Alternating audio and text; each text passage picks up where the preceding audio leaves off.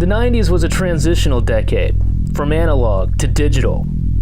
From not having a care in the world to hyper self-aware earnestness to giving into irony and all of its trappings to finally reverting back into a paranoid child. OIiver Stone's Natural Born Killers is the 90s captured on film, video, and whatever else they had laying around. Does it work as satire? Does it work as a critique of various systems within our society? Is it finally okay for Tarantino sycophants to like it? The 90s. What the fuck was going on?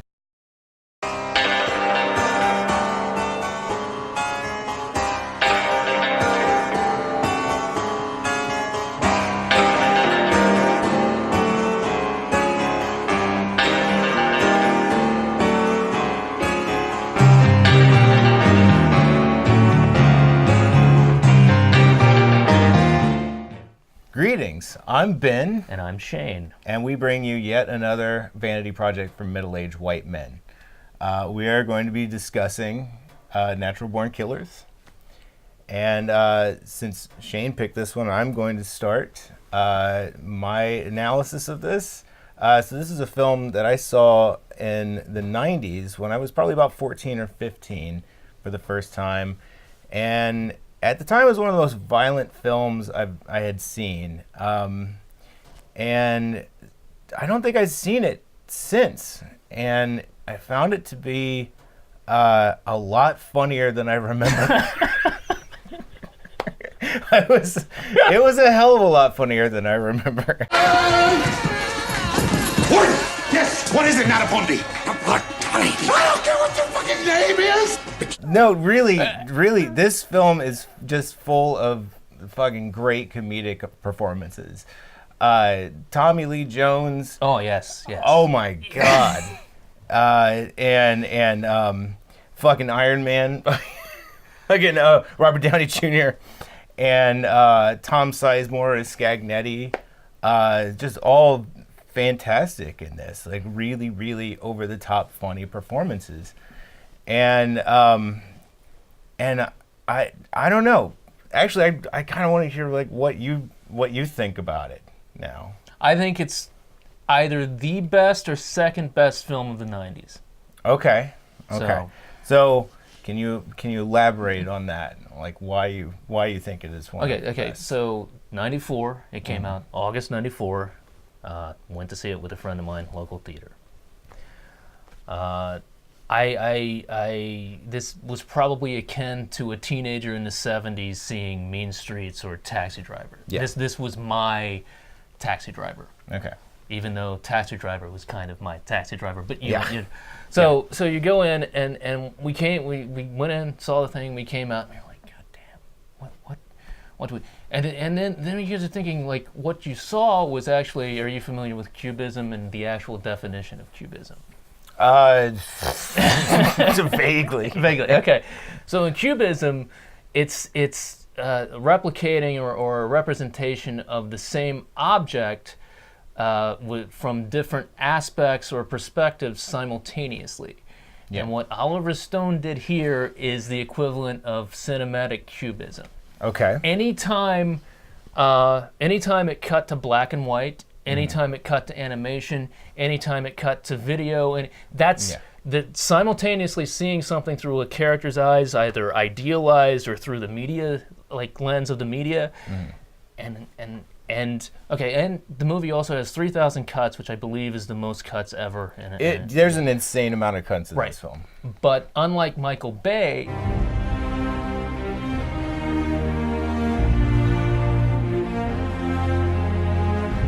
who I think probably the first of many times Michael Bay will come up. Right. Okay. Unlike Michael Bay, who I think they just go in there and they're in the editing room and he's like, God, that looks cool. That was cool. I think every single edit in Natural Born Killers was probably discussed, and it meant something. Okay. And coming out of that, like watching it and like revisiting it for the first time probably in 5 years, it really struck me that this was working on another level. It's the most successful experimental film I've ever seen. And why would you call it an experimental film? Because of that vertical cutting. What I think Okay. OIiver Stone called it vertical cutting, or that cinematic cubism. There's a lot of. I mean, I would actually kind of agree with you on experimental angle because there are so many different techniques thrown into this film. Right. Like there's a fuck ton of Dutch angles. Right. Fuck ton. A fuck ton. The first time that you see Mickey and Mallory, I noticed Mickey is framed in the Dutch angle tilting one way, and then the camera slowly pans over to Mallory and it's the Dutch angle the other way, like a complementary angle. And I thought that was pretty cool because that's technically supposed to evoke some kind of unease Right. about a character. And yeah, that's your first introduction to it. Right. First introduction. You're also seeing the opening scene in the diner, right? You have that, and then it goes to, I think the credit sequence, the official credit sequence happens after that. And it's kind of that Grindhouse logo, kind of a Roger Corman thing. And then it goes to the credits where there's a rear projection, and they're going through really historical things, pop culture things, and there's a point where 4 songs are playing at the same time. There are 4 songs playing at the same time, which is like a Wayne Coyne type. It was pre-Wayne Coyne, the Zyreka. The Zyreka, or the parking lot experiments. Yeah. Right. So it reminded me of that. But you're going through these things. You're going through that, and then like the imagery there. Do you remember the image of this? It was like a red hellish background, and there was this faceless thing, and I don't know what movie that's from, but I want to see it. Yeah, What is it? I thought it was from this movie. Oh, I possibly, but I think a lot of this stuff was just, I don't know, he was throwing all kinds of stuff in. Yeah, it's just like a pop culture mishmash. Right. We live in a Disney world. The whole film plays like a big critique on the way that the media treats a story. Like if it bleeds, it leads. The sensationalization of violence and how that's perpetuated, and it's that nothing has really changed from that time. Like the 24-hour news cycle really started to take off. Probably the first Gulf War, I think. Probably right. probably like right before this film came out Right. by like a couple years. And we're at this point where we've been dealing with the 24-hour news cycle, which thrives on reporting violence, and so in a way, I feel like OIiver Stone predicted some of the desensitizing aspects of being exposed to that much violence on a regular basis. Okay, I got him. We can't even like pause anymore to think about how we feel about the particular acts of violence, and even the effect of this much violence as a cumulative factor, and I think in a weird way this film kind of predicted how my own reaction to violence would develop, in that maybe at that point it was rather shocking. 20 plus years on, not that fucking shocking anymore. You know, because it's subversive as an idea that you, Charlie Rose, can suddenly become this primal beast. The tone is ridiculous, in not so much in the way that there are other films that have more ridiculous tones and show more ridiculous violence, like Itchy the Killer or Dead Alive, but I still felt buffered from the violence by the ridiculousness and the satirical nature of this film. Okay. Sometimes though, when I watch it, I actually think at least the Mickey and Mallory part, I don't see much over the. I see him sometimes playing that straight. Am I fucked up for thinking that? Do you mean when they're committing violence? Just their stories sometimes seems to be played straight compared to. Oh yeah. It's almost like sentimental at times. Okay.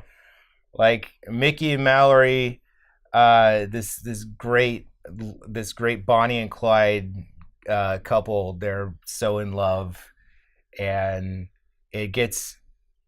sometimes it's just fucking hokey the way they're portrayed, the way their romance is portrayed. But I know people. I can remember people. I've seen couples behave this way. You've seen couples go on a kill crazy rampage? but that we're destined to be together, fate kind of that shit. Yeah. And that's funny to me. You come away from that saying that there is a redeeming value and these kids now love each other and therefore they're not going to kill again, and somehow there is redemption in that point for these people? Yes. All right, let's take another look. But yeah, you don't have a lot of explanation as to how Mickey and Mallory got so psychopathic, right, and became serial killers. And Mickey himself in the Wayne Gale interview hints a little bit at it, and he hints at labeling theory a little bit. It's basically saying, I know what you're talking, yeah. Basically saying like you called us bad, and then we became bad, you know. Whereas society saw, and I don't know if he's making a greater statement about the social class. I mean, knowing OIiver Stone, that's probably a definite possibility. Right.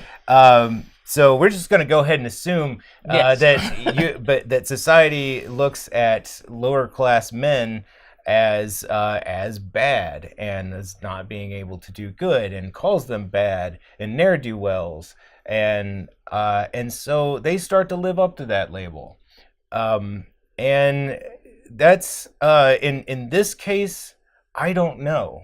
I think that's overly simplistic for why Mickey and Mallory have done what they did, and I actually think Mickey and Mallory are more symbols than they are people. No, yeah, it's an archetype. It's exactly right. Exactly. It's an archetype, and the other characters in the film are archetypes as well. You see the amount of subclasses in prisons. You see mass media building up. You see a mass prison system building up. This new crime bill, if it gets through, is about building more prisons, throwing away the key, putting the prisoners in. The police in the movie are corrupt. I mean, it's a satire, so all these forces are they're pictured broadly. We're not saying that all cops are corrupt or all media is corrupt or all prisons are corrupt, but in this movie they are. The interview Wayne Gale and Mickey is actually based on an interview between Geraldo and Charles Manson. Have you ever seen that interview? No, but I was going to bring up that Robert Downey Jr. is basically Geraldo in this film. Oh, yeah. Okay. With a silly-ass Australian accent. Right. That interview is worth checking out because that interview makes Geraldo look more like a douche than he already is. You know what I think? I think that you are an evil person. Right, I'm evil. I'm terrible. You are too. Oh yeah, I'm awful. I'm awful. You're a murdering dog, Charlie. Oh, I'm a terrible dog. I'm a fiend. You're a mass murdering dog. A mass murdering dog. And where did you get these ideas?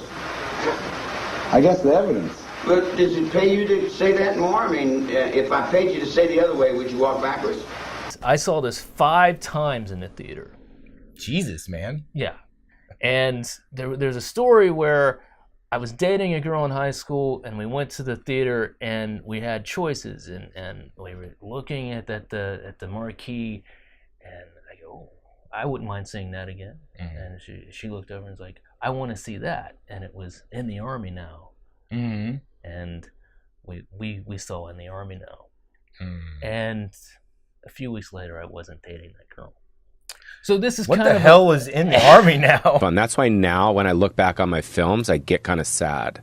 Other things that this movie did, and Christian Slater film Pump Up the Volume introduced me to Leonard Cohen, and a lot of Leonard Cohen in this film, and it worked. Yeah. I think it did. The end scene when they play Anthem, and it's just that slow, melodic build, and then it's just incredibly violent imagery where Tommy Lee Jones gets his head cut off, and it's on a pole, and the contrast between that song and what you're seeing, I think really worked. No. No, I think I love ironic contrast. Okay. I really do. Expose revealing the inhumanity, the brutality, and the conditions that exist here. My name is Wayne Gale. My name is Tom and I get ready. You are on camera. We are live. How far do you think you're gonna get? Right out the front door. That will never happen. It is happening. Stop, Wayne. It was the right movie at the right time that kind of broke down the walls of what I thought the film could be. I think it's so actually too. one of OIiver Stone's best films because after this... Yeah. Okay. Okay.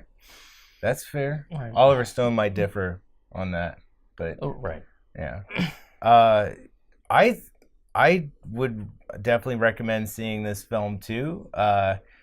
You might come about it differently if you're a youngin' and you're seeing it for the first time as opposed to seeing it in the 90s as a youngin' and then seeing it again.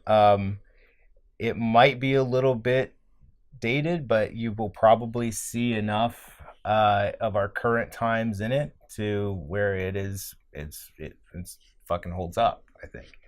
And I didn't expect it to be so funny. I forgot that about it. What parts actually did get you to laugh? Like what? All of those performances, but I think especially Tommy Lee Jones and Robert Downey Jr. It's like almost every line that they deliver is comedic gold. Tommy Lee Jones, what's the line? It's like, Mickey and Mallory, those are two of the most goddamn depraved shit fucks I've ever seen in my life. Like, it's amazing. And like, I can't even do it justice. No, that was without making myself sick. But that was pretty good. But, fuck, Tommy Lee Jones is amazing. Like, he's way better than in Men in Black. What do you think about Juliette Lewis's singing in this? It wasn't bad. She actually wrote that song. Really? Yeah, that's not an existing song. She was, I guess they were just rolling and she just started and I was surprised. Yeah, I think she's in a band, isn't she? I think so. Isn't like Woody Harrelson in a band too? I think. And like OIiver Stone. OIiver Stone's in a band. Also in a band. Tommy Lee Jones in a band. Robert Downey Jr. in a fucking band. What are the chances any of those bands are worth a fuck? I would say out of all, there had to be one in there out of what, 5, 6? Yeah, probably more. Okay, Probably like Kavanaugh's in a band. Okay, Wurlitzer. Wurlitzer's in a band. The fucking Navajo guy is in a band. He's in a Night Ranger cover band.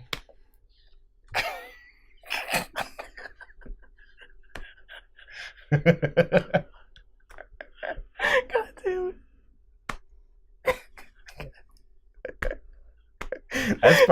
That's probably it, right? What?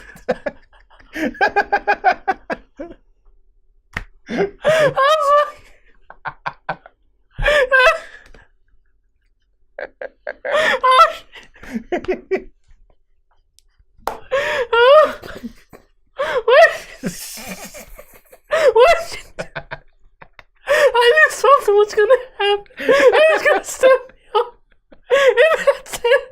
Because that's so fucking obscure and fucking. Oh god. Oh shit. Oh fuck. It's just the end of the first episode. It's like you basically having a religious experience and me driven. Oh, sorry. I'm sorry. It's fine. Oh. Well, I was gonna talk about how Tarantino hated it, but fuck it. Tom Sizemore has killed many people in real life.